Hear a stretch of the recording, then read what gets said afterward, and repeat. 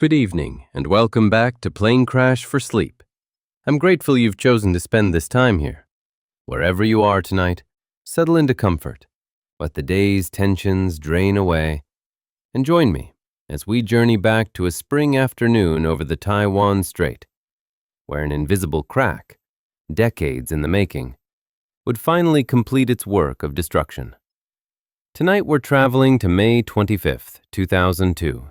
To the crystalline waters between Taiwan and mainland China, where a Boeing 747 would quite literally come apart in the sky.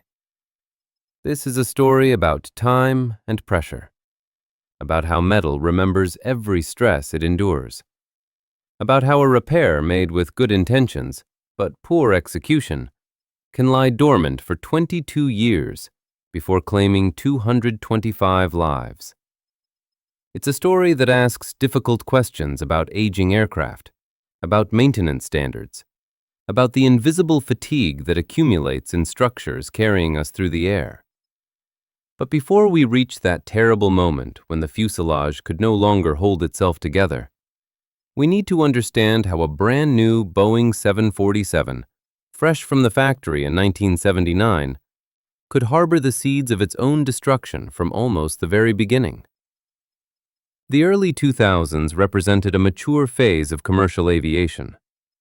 The Boeing 747, that iconic queen of the skies, with its distinctive hump, had been flying passengers for over 3 decades. The type had accumulated millions of flight hours across hundreds of aircraft, establishing itself as one of the most reliable wide-body jets ever built. The 747-200 series, the second generation of this magnificent aircraft, combined the original's spaciousness with improved engines and systems. These were proven machines, workhorses that connected continents and carried humanity's dreams of flight across oceans and through clouds. Yet by 2002, aviation authorities were becoming increasingly aware of a challenge that had only recently entered the industry's collective consciousness: the aging aircraft problem. Metal, for all its strength, is not eternal. Every takeoff and landing, every climb to altitude, every hour spent pressurized at 35,000 feet creates stresses within an aircraft's structure. The fuselage, that long aluminum tube that protects passengers from the hostile environment outside, must withstand tremendous forces. At cruising altitude, the cabin is pressurized to roughly 8 pounds per square inch above the outside air pressure, creating an enormous load that tries to expand the fuselage like a balloon. During descent, this pressure differential decreases, allowing the fuselage to relax. This cycle, repeated thousands of times over an aircraft's service life, creates what engineers call fatigue. Metal fatigue had been understood since the 19th century, but its application to aviation became tragically apparent in the 1950s, when several de Havilland Comet jet airliners disintegrated in flight due to metal fatigue around their square windows. The industry learned, adapted, and by the jet age's maturity, aircraft were designed with fatigue in mind. Structures included multiple load paths, so that if one element cracked, others could carry the load. Inspection programs tracked aircraft cycles, those critical pressure cycles that aged the metal. Engineers understood that cracks could form, but if detected early through regular inspections, they could be repaired before growing large enough to threaten structural integrity. This philosophy of damage tolerance represented sophisticated thinking about how to manage the reality that metal eventually wears out.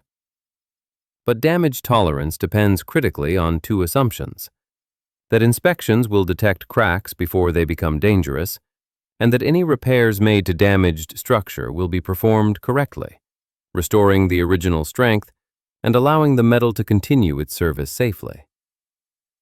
In 1988, a Boeing 737 operated by Aloha Airlines suffered an explosive decompression when a large section of its upper fuselage peeled away in flight.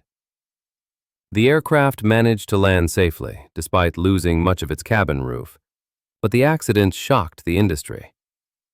Investigation revealed that corrosion and widespread fatigue cracking in an area of multiple repairs had weakened the structure to the point where it could no longer withstand normal flight loads. The aircraft had accumulated over 89,000 flight cycles, far more than Boeing had anticipated when designing the 737. Aloha Airlines operated short inter-island hops in Hawaii, meaning their aircraft underwent many more pressure cycles per year than typical mainland operations. Each flight, even if only 20 minutes long, counted as a full cycle for the fuselage structure.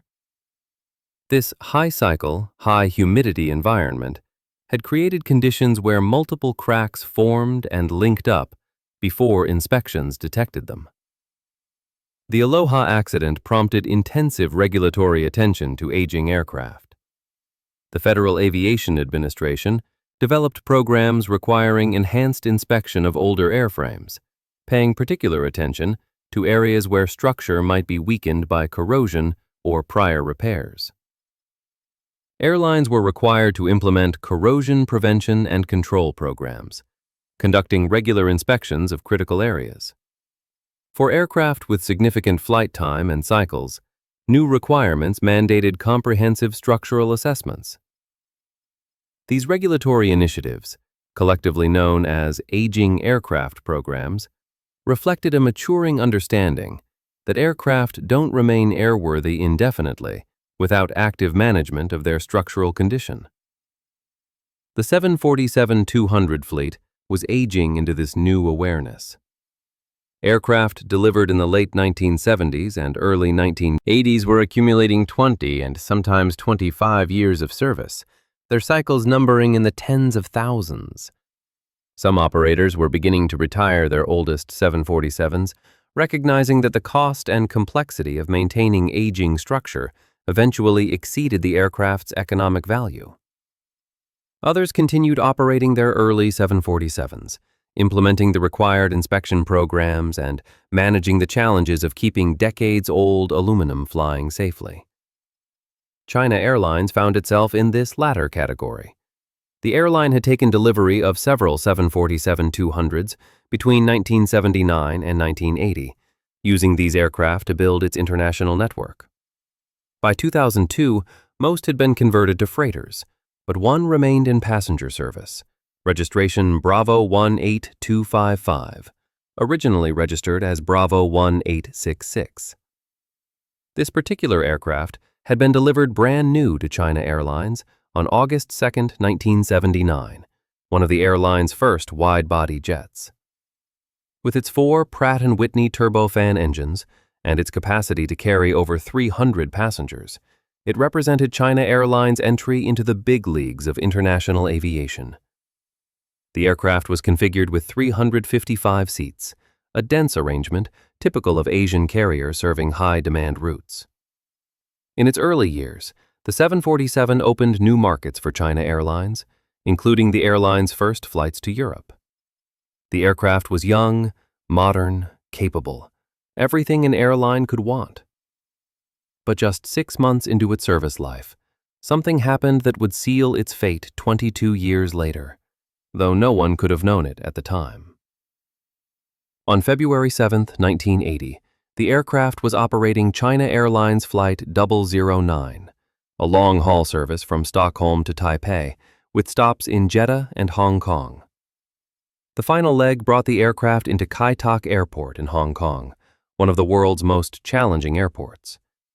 Kai Tak's single runway jutted into Victoria Harbor, surrounded by water and overlooked by mountains, requiring a dramatic visual approach that had pilots turning just seconds before touchdown. Landing at Kai Tak demanded precision, and on this particular day, the pilots misjudged their flare. As the 747's main wheels touched the runway, the pilots continued pulling back on the control column, raising the nose higher and higher. The aircraft's attitude became too steep, and suddenly, the aft lower fuselage scraped along the concrete runway in a shower of sparks. This event, known in aviation as a tail strike, lasted only seconds, before the pilots lowered the nose and completed the landing. The aircraft rolled out safely and taxied to the gate. Passengers deplaned, probably unaware that anything unusual had happened. But the damage, invisible to those aboard, was significant. Ground crews, inspecting the aircraft, found ugly scratches gouged into the aluminum skin on the underside of the aft fuselage. The scraping had created long fore and aft scratches in the pressure vessel, some deep enough to penetrate through the protective coatings and into the base metal. Additionally, a drain mast had been torn off and an outboard valve door damaged. The scratches extended across multiple sections of the fuselage, concentrated in two areas. One forward section, roughly 125 inches long by 23 inches wide, and an aft section about 54 inches by 15 inches. The damage assessment revealed abrasion of the outer skin, but no immediate evidence that underlying structure had been compromised. The aircraft was ferried back to Taiwan unpressurized, a precaution taken because pressurizing a damaged pressure vessel could cause catastrophic failure if the damage were more severe than initially apparent. Upon arrival in Taiwan, China Airlines maintenance personnel assessed the damage and developed a repair plan. The repair would proceed in two stages. First, a temporary fix would allow the aircraft to return to service quickly. Then, within 4 months, a permanent repair following Boeing's structural repair manual would be completed. The temporary repair, accomplished on February 8, 1980, involved installing external doubler plates over the damaged areas. These aluminum doublers, essentially patches riveted to the outside of the fuselage skin, would carry some of the load and protect the scratched areas underneath. The doublers were made of 0.063-inch thick, 7075 T6 aluminum alloy, a high-strength material commonly used in aircraft structure. 2 doublers were installed, one forward patch, 23 inches by 125 inches, and one aft patch, 15 inches by 54 inches. The repair was straightforward, designed as a stopgap measure to get the aircraft flying again, while permanent repairs were prepared. Boeing's field service representative reviewed and concurred with the temporary repair. The aircraft returned to service, with the understanding that the proper permanent repair would be accomplished within the specified 4-month window. The permanent repair was logged as complete on May 25, 1980, exactly 4 months after the temporary fix, and exactly 22 years before the accident. According to the aircraft logbook, the repair was performed in accordance with Boeing Structural Repair Manual, Section 533003. The logbook entry stated that the work had been accomplished per approved procedures, restoring the structure to its original strength and allowing the aircraft to continue safe operations. China Airlines classified the repair as minor, meaning minimal documentation was required, and no special approvals were needed beyond normal maintenance sign-offs. Boeing was not informed that the permanent repair had been completed, which was not unusual for repairs classified as minor. The assumption, documented and certified by China Airlines maintenance personnel, was that the repair had been done correctly, following Boeing's detailed instructions, and the aircraft was fully airworthy. The 747 resumed its service, flying passengers across Asia and beyond, accumulating hours and cycles, aging gracefully as well-maintained aircraft do.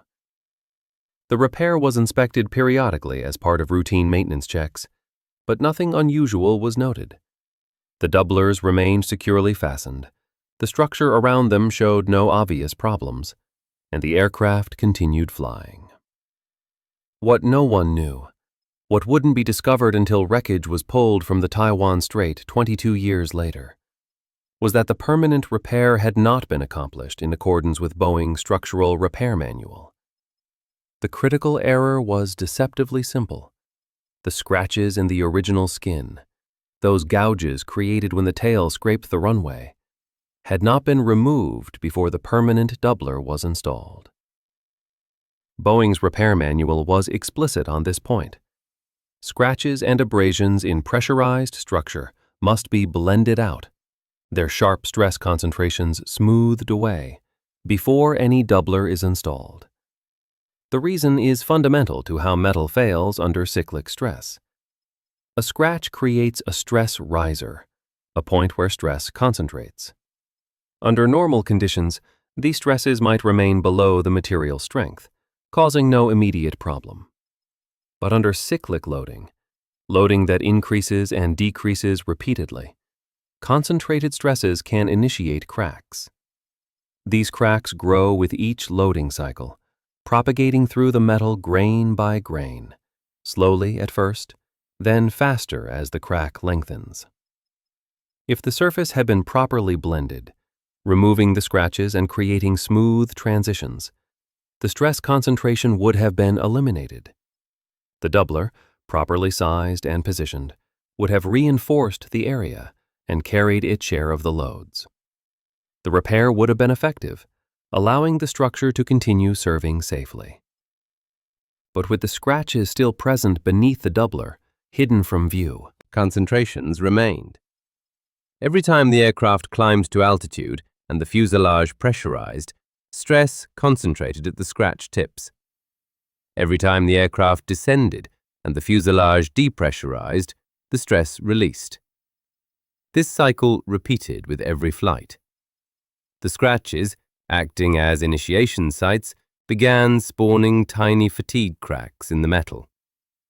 These cracks grew invisibly beneath the doubler, following the lines of the original scratches, propagating fore and aft along the fuselage. The doubler itself, while carrying some load, couldn't prevent crack growth underneath because the fundamental problem, the stress concentration at the scratch, remained. Additionally, investigation would later reveal that the doubler hadn't been sized correctly.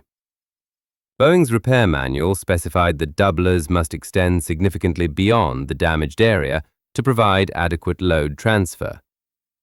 The doubler installed on Bravo 18255 did not extend far enough, creating additional stress concentrations at its edges. This compounded the problem, ensuring that even if inspections had detected cracks, they were likely to be found at the doubler edges rather than at the hidden cracks growing underneath where the real damage lay. The aircraft continued accumulating cycles. Each pressurization cycle added infinitesimal amounts of crack growth, too small to measure on any individual flight, but cumulative over years. By the late 1990s, after nearly 20 years and roughly 20,000 cycles since the repair, the hidden cracks had grown substantially. They hadn't yet linked up into a single continuous crack, but multiple crack sites existed beneath the doubler, what engineers call multi-site damage. This represents a particularly dangerous condition because multiple small cracks can suddenly link up, creating a long crack that grows rapidly. In 1997, responding to the aging aircraft initiatives, the FAA announced requirements for operators of certain older aircraft types to implement repair assessment programs. These programs required comprehensive examination of all structural repairs on high-time aircraft.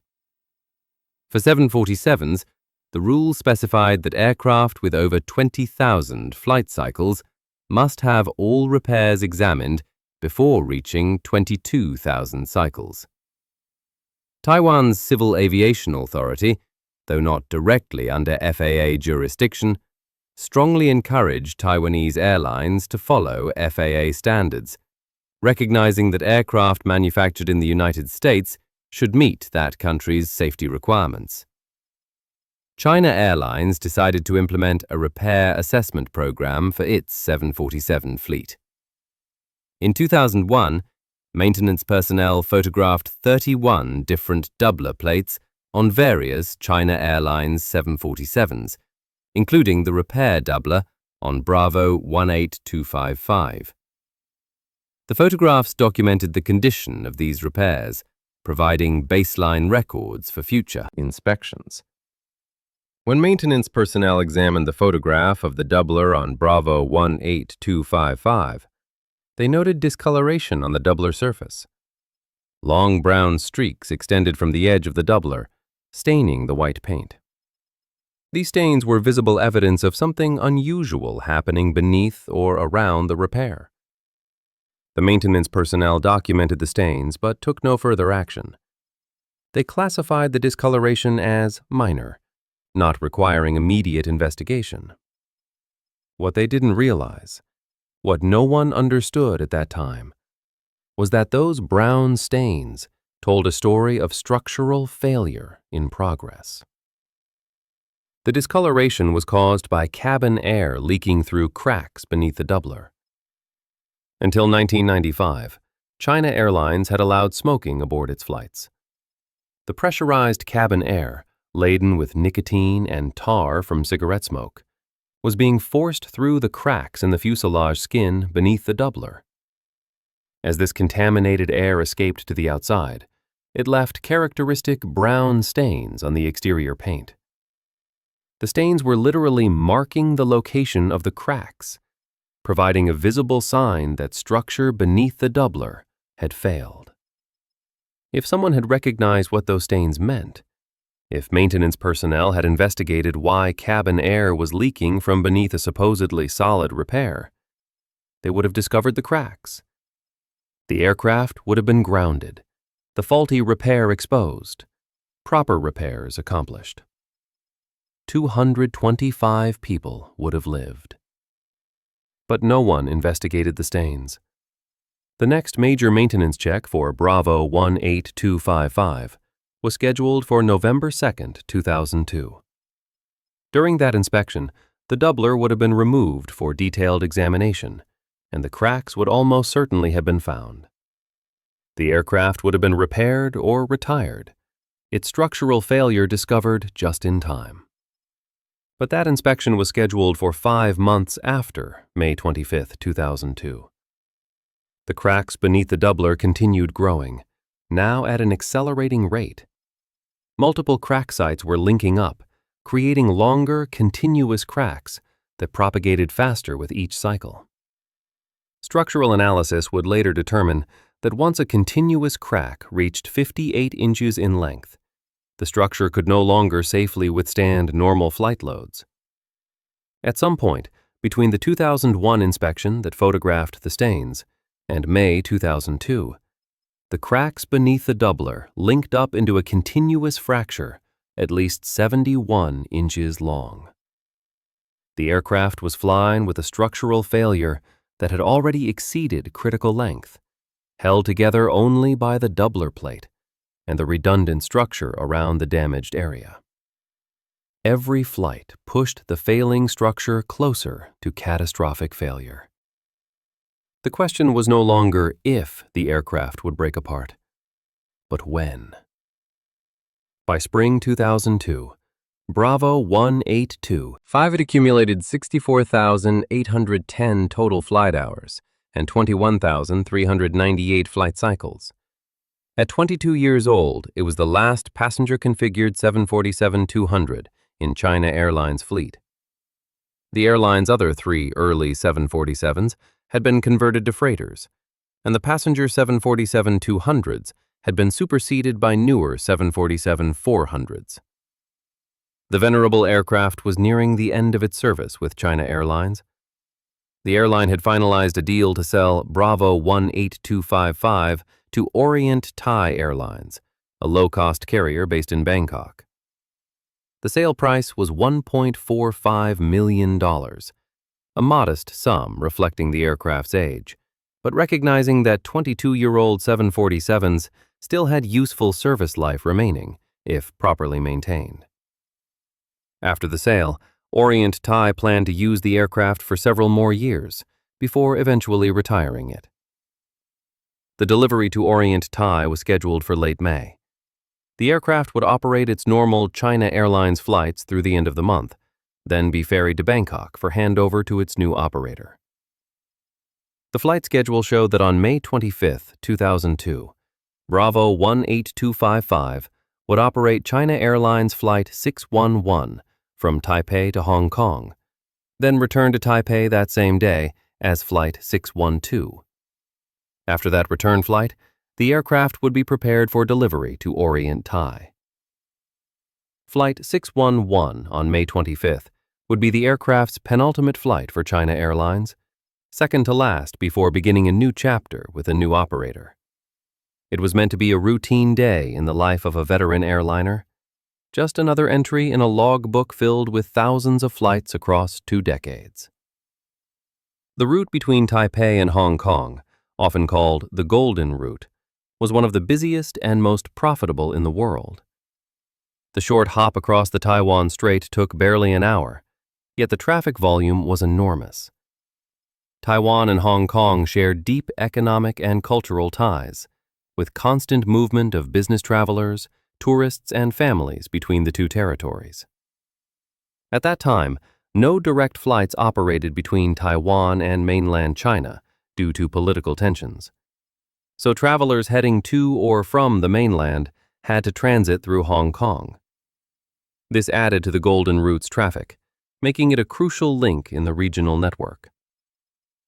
China Airlines dominated this route, operating multiple daily 747 flights despite the short distance.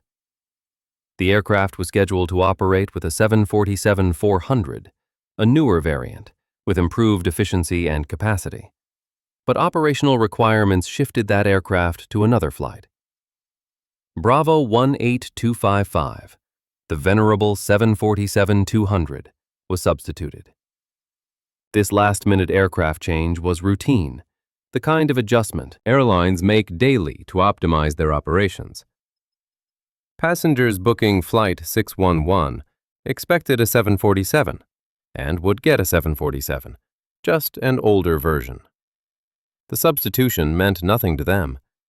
For the aircraft, it was just one more flight, indistinguishable from the thousands that had come before. Flight 611 was scheduled to depart Taipei's Chiang Kai-shek International Airport, which would later be renamed Taiwan Taoyuan International Airport, at 2:50 p.m. local time and arrive at Hong Kong International Airport at 4:28 p.m. Hong Kong time.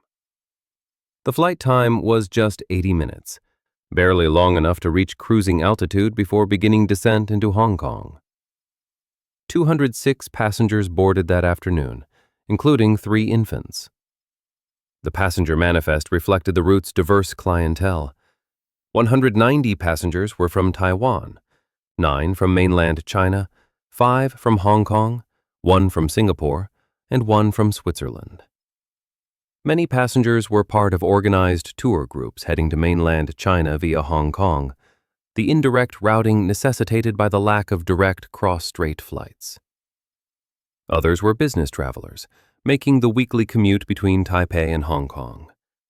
Some were families visiting relatives, students heading back to school, the usual cross-section of humanity that fills commercial flights.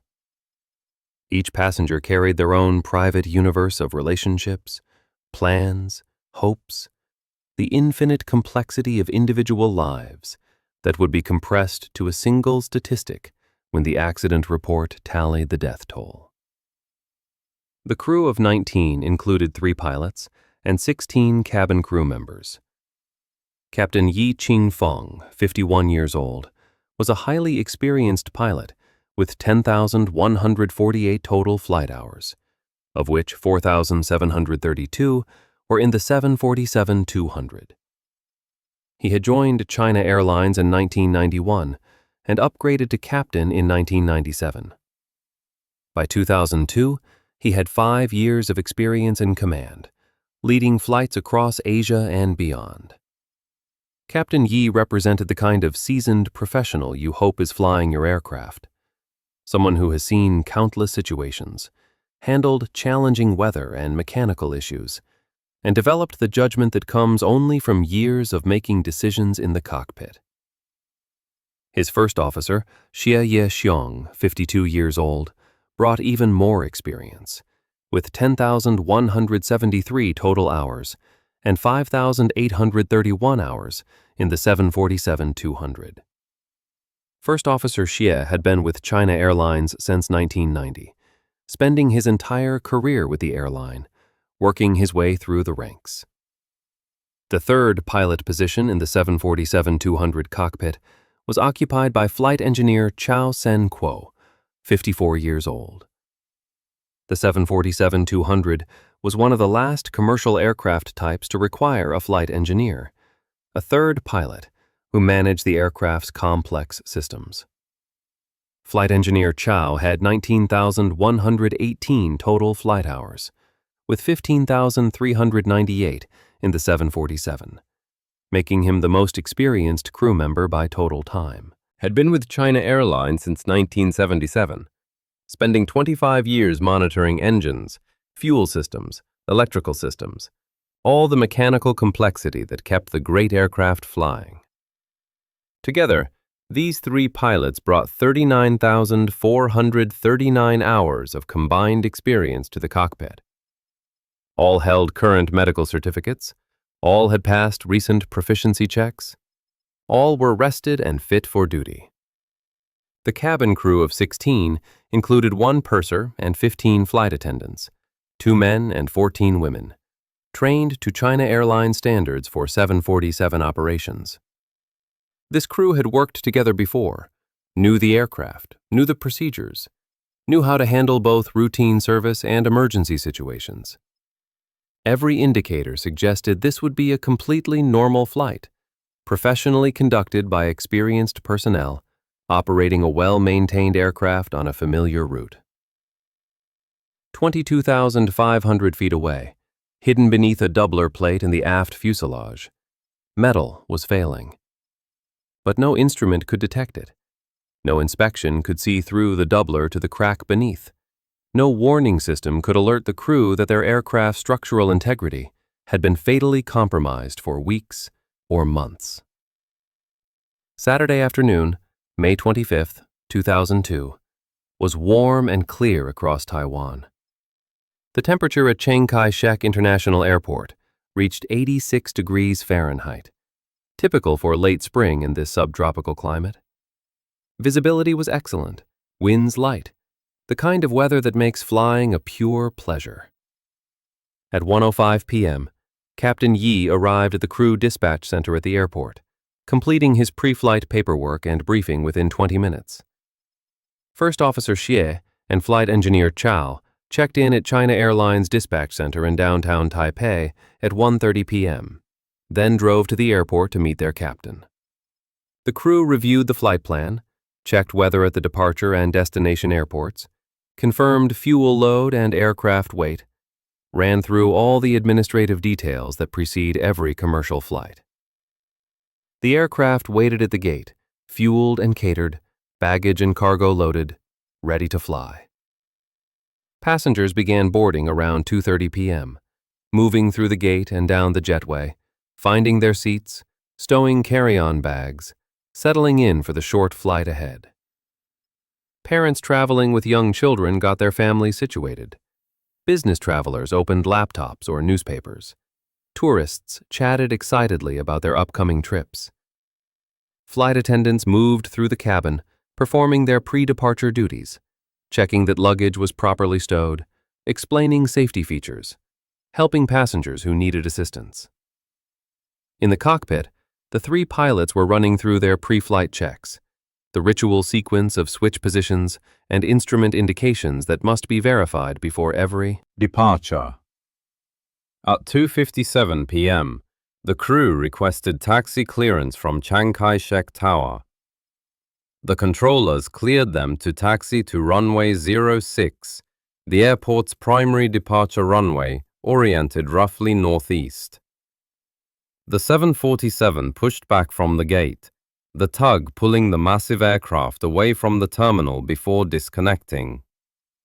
Captain Yi started the 4 Pratt & Whitney engines, their familiar whine building to a steady roar as the turbines spun up to idle power.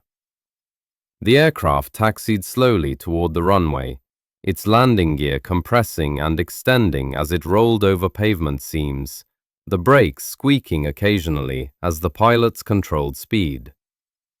At 3:08 p.m., the tower cleared Flight 611 for takeoff.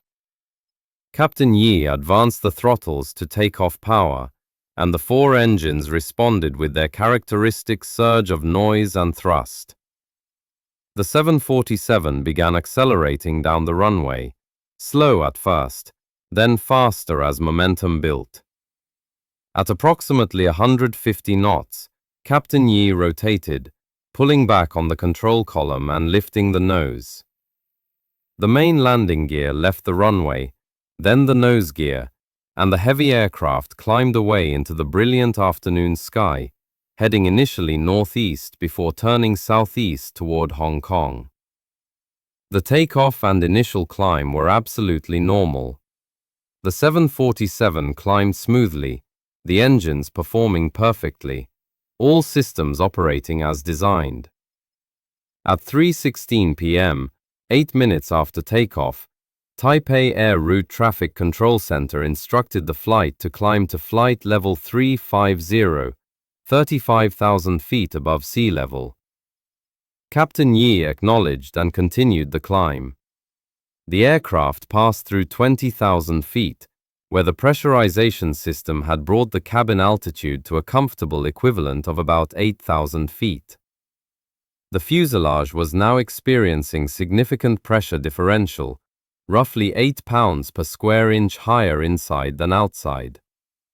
This pressure created enormous hoop stresses in the fuselage, stresses that tried to expand the cylindrical pressure vessel like a balloon. In a properly functioning aircraft with sound structure, these stresses are well within design limits, distributed throughout the skin and longitudinal stringers, safely managed by the engineering that has gone into every square foot of the airframe. But beneath the doubler plate in the aft lower fuselage, the crack that had been growing for 22 years was about to reach its critical length. As the aircraft continued climbing through 30,000 feet, the cockpit voice recorder captured routine communications and conversation. The crew was relaxed, professional, executing a completely standard climb. At 3:26 p.m., Captain Yi spoke the words 2,000, likely referring to their vertical speed or a rate of climb parameter, part of the continuous monitoring that pilots perform during every phase of flight. Those would be the last words captured on the cockpit voice recorder. At approximately 3:28 p.m., as Flight 611 climbed through about 34,000 feet, 19 nautical miles off the coast of Makun in the Penghu Islands, the crack beneath the doubler plate reached its critical length. The aircraft had been pressurizing throughout the climb, the pressure differential increasing as the outside air pressure decreased with altitude. The weakened fuselage skin could no longer withstand the stress. The metal failed catastrophically. The crack propagated at supersonic speed through the aft lower fuselage, ripping through section 46 just aft of the main wing box. The pressurized air inside the cabin, at 8 pounds per square inch above ambient, found an opening and rushed out with explosive force. This explosive decompression created forces that the surrounding structure could not resist. The hull broke open. The failure centered around the improperly repaired tail strike area, but rapidly expanding as adjacent structure overloaded. The fuselage separated at section 46, the aft portion of the aircraft, from that point backward, tearing away from the forward section. The violence of this structural breakup was total and instantaneous. One moment, the aircraft was climbing normally. The next moment, it was disintegrating in midair. The flight data recorder captured the sequence with mechanical precision. The aircraft had been climbing normally, when suddenly the recorded parameters showed a rapid and uncontrolled pitch down. The forward fuselage, suddenly bereft of its aft section and tail surfaces, became uncontrollable. Aerodynamic forces immediately overpowered any control authority the pilots might have had. The aircraft rolled and plunged, subjected to forces far beyond anything it was designed to withstand. As the aircraft entered this violent descent, the engine fuse pins, Safety devices designed to allow engines to separate from the wings during extreme loads, rather than tearing the wings off, failed at approximately 29,000 feet. All 4 engines separated from the wings nearly simultaneously, tumbling away into the sky. The wings and forward fuselage remained connected until impact with the sea, the last vestige of the integrated aircraft that had been climbing peacefully just seconds before. For the 225 people aboard, death came without warning or preparation. At the moment of fuselage separation, the explosive decompression would have been violent beyond description. The pressure differential equalized instantly, creating hurricane-force winds inside the cabin as air rushed out through the massive opening. Anyone not securely fastened in their seats would have been sucked toward the breach, some likely exiting the aircraft entirely. The cold at 34,000 feet is approximately 50 degrees below 0 Fahrenheit, and the thin air cannot sustain consciousness more than seconds. But consciousness hardly mattered, because the aircraft's violent plunge subjected everyone aboard to forces that made awareness impossible and survival unthinkable. The aircraft was tumbling and breaking apart, pieces separating and falling independently, each carrying some fragment of the tragedy playing out in the clear afternoon sky over the Taiwan Strait. The seatbelt signs had been turned off after the aircraft passed through 10,000 feet during climb, as was standard procedure. Some passengers had likely unbuckled their belts, perhaps standing to use the lavatory or retrieve something from overhead bins. Others remained seated, relaxed, perhaps reading or dozing or talking with companions. When the fuselage failed, those who were unbuckled had no chance. Those who remained securely fastened to their seats faced the horror of being strapped to structure that was disintegrating around them, falling through the sky, subjected to forces and accelerations that no human body can survive.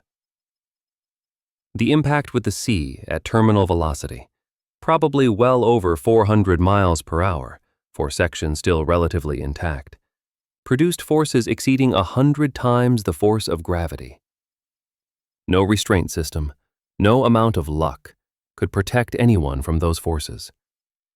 Death was instant and certain for everyone aboard. On radar screens at Taipei Air Route Traffic Control Center, the target representing Flight 611 simply disappeared. One moment the aircraft was there, climbing normally through 34,000 feet. The next moment, gone. Controllers immediately tried to re-establish contact, calling Flight 611 repeatedly, receiving only silence. 2 Cathay Pacific flights in the area reported receiving emergency locator transmitter signals, the automatic beacons that activate during a crash, confirming that something terrible had happened. At 3:33 p.m., just 5 minutes after the last voice transmission, contact with Flight 611 was officially lost. The aircraft had disappeared from radar without any distress call, without any indication that the crew was aware of a problem, vanishing in an instant from controlled flight to catastrophe. The first indication of what had happened came from witnesses on the ground and in nearby aircraft, who saw debris falling from the sky. Floating wreckage was spotted in the Taiwan Strait, 23 nautical miles northeast of Mekong, a scatter pattern that would eventually stretch across hundreds of square kilometers. An immediate search and rescue operation was initiated, military and civilian vessels converging on the area, aircraft flying search patterns, looking for survivors, even though the circumstances suggested none would be found. Within hours, the first bodies were recovered, floating in the strait, lifeless and broken, providing tragic confirmation that Flight 611 had crashed with total loss of life. By 5:05 p.m., a military C-130 aircraft had positively identified the main crash site, seeing scattered wreckage floating in the water and spreading across the surface of the strait. Recovery operations began immediately and would continue for weeks. The Taiwan Strait, that body of water separating Taiwan from mainland China, presented significant challenges. The crash site lay in international waters, but portions of the debris field drifted into areas controlled by the People's Republic of China. In a remarkable example of cooperation overriding political tensions, the governments of Taiwan and mainland China agreed to coordinate recovery efforts. Chinese authorities allowed Taiwanese personnel to search for bodies and wreckage in Chinese-controlled waters, recognizing that the humanitarian imperative of recovering victims' remains transcended political disputes. Fishing boats, military vessels, commercial ships all joined the search, scouring the water for any sign of the aircraft or its passengers. Divers descended to survey the seabed in areas where radar indicated wreckage had sunk. The recovery effort became one of the largest maritime search operations in the region's history. Over the following weeks and months, searchers recovered approximately 15% of the aircraft's structure by weight. 162 bodies were found, identified, and returned to families for burial. 63 people were never recovered, their remains lost in the strait or destroyed beyond any possibility of identification. The recovery of victims was heartbreaking work. Many bodies showed the traumatic injuries consistent with high-speed impact and explosive decompression. Some were found still strapped to their seats, pieces of aircraft structure still attached. The medical examiner's office worked with forensic experts to identify as many victims as possible, using dental records, fingerprints, and personal effects. DNA testing was offered to families to help identify badly damaged remains. China Airlines set up assistance centers to help families through the identification process and provide support during the unthinkable grief of losing loved ones in such circumstances. The aircraft wreckage told its own story. Pieces of fuselage, wings, engines, seats, personal belongings, all scattered across the strait, and some carried by winds to Taiwan itself. Residents of Changhua, a city on Taiwan's west coast, reported finding debris including magazines, documents, luggage, photographs, money, and a China Airlines pillowcase stained with blood. These items had been ejected from the aircraft during the breakup, 30,000 feet above the strait, and had drifted on the wind to land dozens of miles away. Each piece of debris was documented and collected, added to the growing pile of evidence that investigators would need to understand what had happened. The Boeing 747 is a massive aircraft, and even 15% of its structure represented thousands of pieces of wreckage, each one potentially holding clues to the sequence of breakup and the cause of failure. The flight recorders were recovered relatively quickly. The cockpit voice recorder was found damaged, its case fractured by impact, and its tape mechanism contaminated by seawater. But preservation efforts, including immediate submersion in fresh water to halt corrosion, succeeded in recovering 31 minutes and 51 seconds of usable audio. The recording provided investigators with the sounds of a completely normal flight, right up until the moment of structural failure. There were no warnings, no unusual sounds, no indication that the crew was aware of any problem. The recording simply ended, the breakup so instantaneous that no reaction was possible, no words spoken, no understanding achieved, before death claimed everyone in the cockpit. The flight data recorder was also found, its Lockheed unit damaged but readable. The data covered the final 32 minutes of flight, showing all parameters normal, until the sudden catastrophic sequence as the aircraft broke apart. The recorder showed the climb progressing normally, the pressurization system operating correctly, engines performing within limits. everything exactly as it should be. Then the traces showed the violent pitch down, the aerodynamic chaos as the aircraft disintegrated, and finally the end of recording as the unit lost power or struck the water. The Aviation Safety Council of the Republic of China took charge of the investigation. This was Taiwan's worst aviation disaster, worse even than the 1994 crash of China Airlines Flight 140 in Nagoya that killed 264 people. The investigation would need to determine not just what happened, but why, to understand the sequence of failure and identify the factors that allowed a routine flight to end in catastrophic breakup. The Safety Council immediately grounded China Airlines' remaining 747-200s, 3 freighter variants that shared the same basic airframe as the accident aircraft. Those aircraft underwent detailed inspections before being cleared to return to service. The accident aircraft itself was scrutinized in the international aviation community. A Boeing 747 breaking up in flight was extraordinarily rare, and the circumstances suggested either a catastrophic structural failure or sabotage. Investigators initially could not rule out explosive devices, though the lack of any explosive residue in recovered wreckage and the absence of any credible threat made sabotage unlikely. The debris field pattern provided crucial early information. Wreckage was distributed across a vast area, with the scatter extending along the flight path and to either side, consistent with an aircraft breaking up at altitude rather than remaining intact until ground impact. The aft fuselage sections were found relatively close to the initial breakup point, having fallen more or less vertically after separating.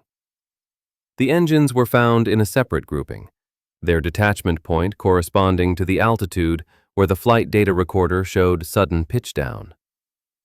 The wings and forward fuselage had remained connected longer, traveling farther along the flight path before hitting the water. This distribution allowed investigators to sequence the breakup, understanding which parts separated first and how the disintegration progressed. Critical sections of fuselage were recovered from the seabed and brought to shore for detailed examination. Section 46, the area aft of the wing where the primary failure occurred, received intense scrutiny. Investigators found the doubler plate, its rivets intact, but the skin beneath it torn open by a massive longitudinal crack. Careful examination of the fracture surfaces revealed the telltale signs of fatigue cracking. Beach marks, striations, progressive crack growth extending over a long period before final rapid fracture. The evidence was unambiguous. This was not sudden overstress failure, but rather slow crack growth that had been propagating for years. When investigators removed what remained of the doubler and examined the skin beneath, they found the original scratches from the 1980 tail strike still present. The scratches had never been blended out, never been removed, exactly opposite to what Boeing's structural repair manual required. Evidence of sanding marks showed that someone had attempted to smooth the area, but the work was incomplete and ineffective. The sharp stress concentrations at the scratch tips remained, initiating cracks that grew with each pressurization cycle. Metallurgical analysis of recovered skin samples showed classic fatigue crack growth patterns. The cracks had initiated at multiple sites along the scratches, propagating slowly through the skin thickness before eventually breaking through to the outer surface. Once through the skin, the cracks had grown along the surface, spreading fore and aft along the fuselage. As multiple crack sites linked up, they formed longer, continuous cracks that grew faster under the same cyclic loads. By the time of the accident, a continuous crack at least 71 inches long existed beneath the doubler, well beyond the critical length of 58 inches that structural analysis determined would compromise the fuselage's integrity. The investigation examined maintenance records, looking for any indication that the improper repair might have been detected. They found the photographs from the 2001 inspection showing the brown stains on the doubler surface. Maintenance personnel had noted these stains, but classified them as minor discoloration, not requiring investigation. No one had recognized that the stains indicated air leakage through cracks beneath the doubler. The investigation determined that if these stains had been properly investigated, the cracks would have been found and the accident prevented. The scheduled November 2002 inspection would almost certainly have detected the problem when the doubler was removed for detailed examination. But that inspection came 5 months too late. The final investigation report, published after extensive analysis, determined that the accident resulted from metal fatigue cracking caused by an improper repair performed after the 1980 tail strike. The report was explicit in its findings. The permanent repair had not been accomplished in accordance with Boeing's structural repair manual. The damaged skin had not been properly trimmed and blended. The repair doubler did not extend sufficiently beyond the damaged area. These failures created conditions where fatigue cracks initiated and grew over 22 years until structural integrity was fatally compromised. The report cited multiple contributing factors. The improper repair was the primary cause, but other factors allowed the problem to persist undetected. Maintenance inspection programs, including the Aging Aircraft Initiatives and the Repair Assessment Program, failed to detect the developing crack.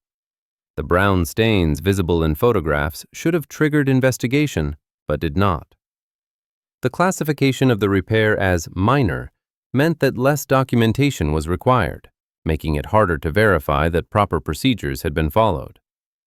The fact that the crack grew beneath the doubler made visual detection difficult even during inspections that examined the area.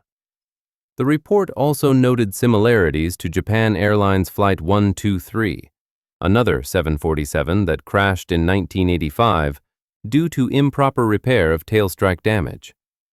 In that accident, the aft pressure bulkhead had been improperly repaired after a 1978 tail strike, and the faulty repair led to catastrophic failure 7 years later. The JAL accident killed 520 people, making it the worst single aircraft accident in aviation history. Despite the lessons from JAL 123, improper repairs continued to slip through quality control, hidden flaws that could remain undetected for decades before causing catastrophic failure. China Airlines disputed aspects of the investigation report, arguing that not all pieces of the aircraft had been recovered, and that conclusions about the repair were therefore incomplete. But the recovered evidence was extensive, and the physical facts unambiguous. The scratches were present.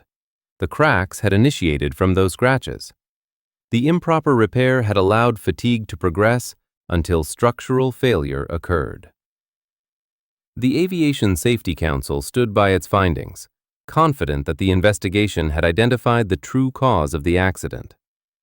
The international aviation community accepted the report's conclusions, recognizing that Flight 611 represented another tragic example of how improper structural repairs can create latent failures that manifest years later with devastating consequences.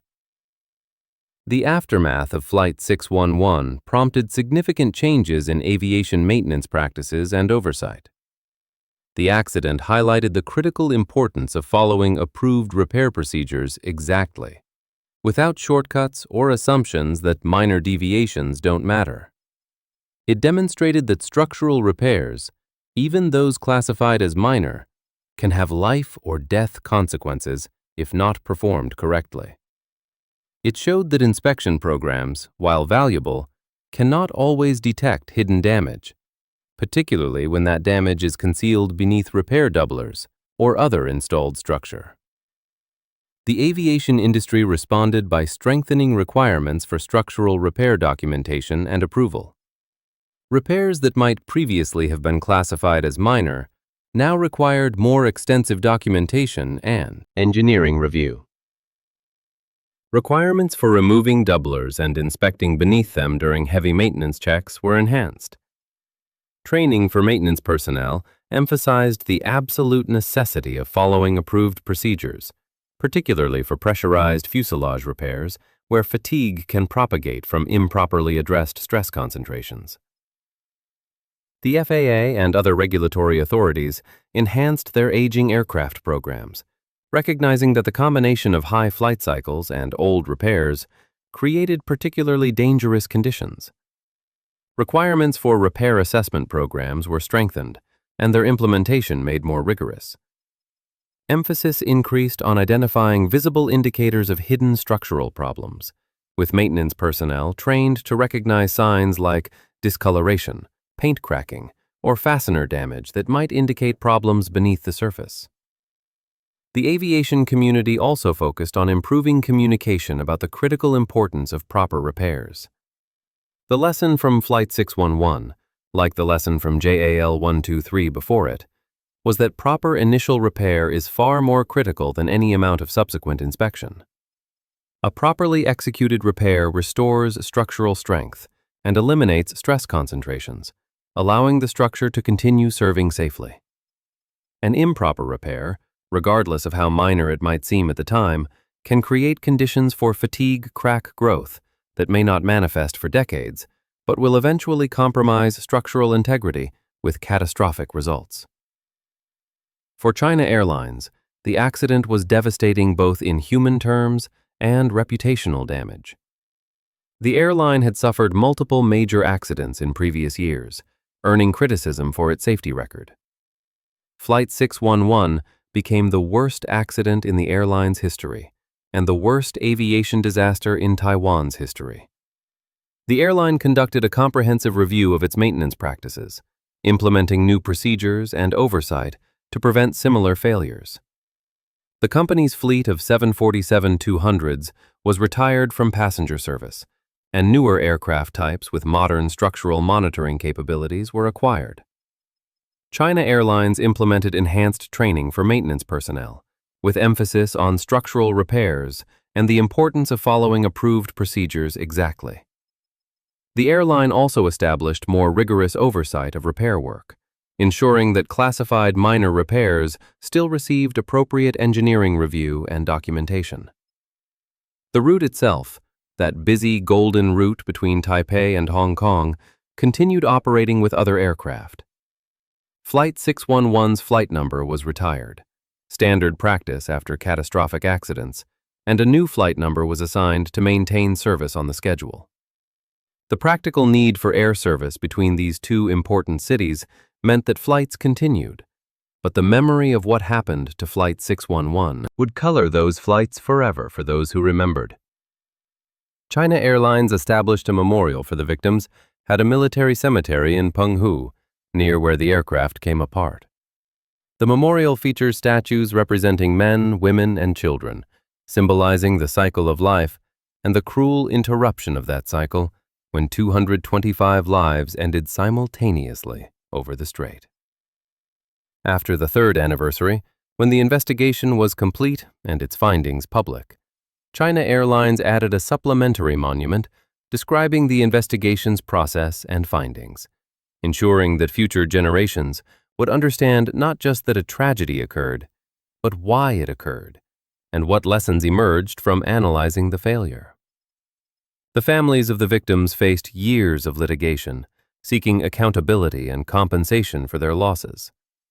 Lawsuits targeted both China Airlines for improper maintenance and Boeing for the original aircraft design and repair manual guidance, though Boeing was largely exonerated, as the investigation made clear that the accident resulted from failure to follow Boeing's proper procedures, rather than any deficiency in those procedures. Legal proceedings stretched across years and multiple jurisdictions, eventually resulting in settlements that provided financial compensation, though could never restore the lives lost or heal the wounds inflicted on families who lost mothers, fathers, children, siblings, friends. The legal process revealed individual stories of victims, humanizing the statistics transforming the abstract number of 225 dead into narratives of real people whose lives had meaning and value.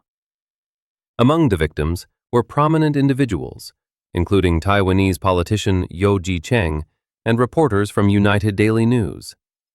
But most were ordinary people, whose names were known only to their families and friends, people whose deaths went unnoted except by those who loved them. One particularly poignant aspect of the accident involved the routing itself. Many passengers on Flight 611 were Taiwanese travelers heading to mainland China via Hong Kong, because no direct flights existed between Taiwan and mainland China. The political situation between Taiwan and the People's Republic of China had prevented establishment of direct cross-strait flights, forcing travelers to make the inconvenient transit through Hong Kong. Some families of victims advocated for opening direct flights, arguing that their loved ones had been forced onto an unnecessary flight due to political considerations. This advocacy contributed to eventual establishment of limited direct cross-strait flights years later, though full normalization of air links remains incomplete. The tragedy of Flight 611 thus became entangled with the broader political complexities of Taiwan-China relations, adding another layer of frustration and sorrow for families who felt that needless political obstacles had contributed to placing their loved ones on a doomed flight. The technical analysis of the accident also contributed to broader understanding of metal fatigue and structural failure in pressurized aircraft. The Flight 611 investigation produced detailed documentation of how fatigue cracks initiate from surface scratches, how they propagate through metal under cyclic loading, how multiple crack sites can link up to form critical length cracks, and how long this process can take under actual operational conditions. The 71-inch crack that existed at the time of structural failure had taken 22 years and 21,000 cycles to develop, an average of about 0.03 of an inch per cycle, too small to measure on any individual flight, but inexorable in its cumulative effect.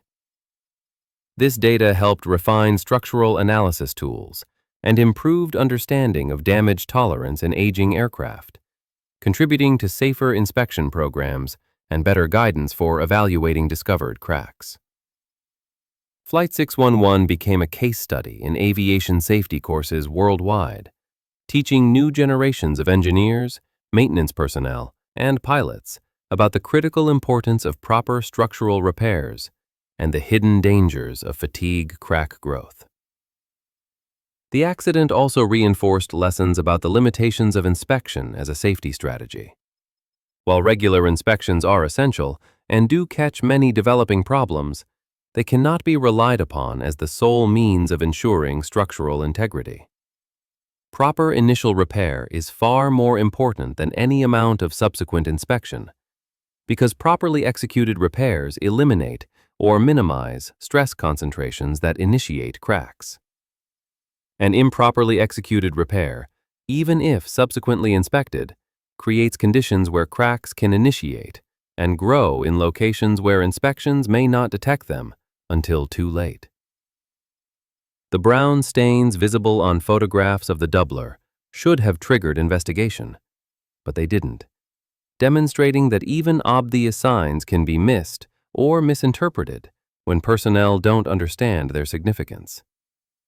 The lesson is that safety requires multiple layers of protection: proper initial work, comprehensive procedures, appropriate documentation, informed inspections, and a culture that questions anything unusual rather than assuming it's minor.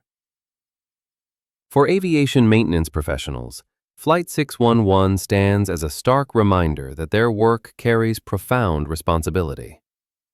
The technicians who performed the repair in May 1980 probably believed they were doing adequate work, installing a doubler that would strengthen the damaged area and allow the aircraft to continue flying safely.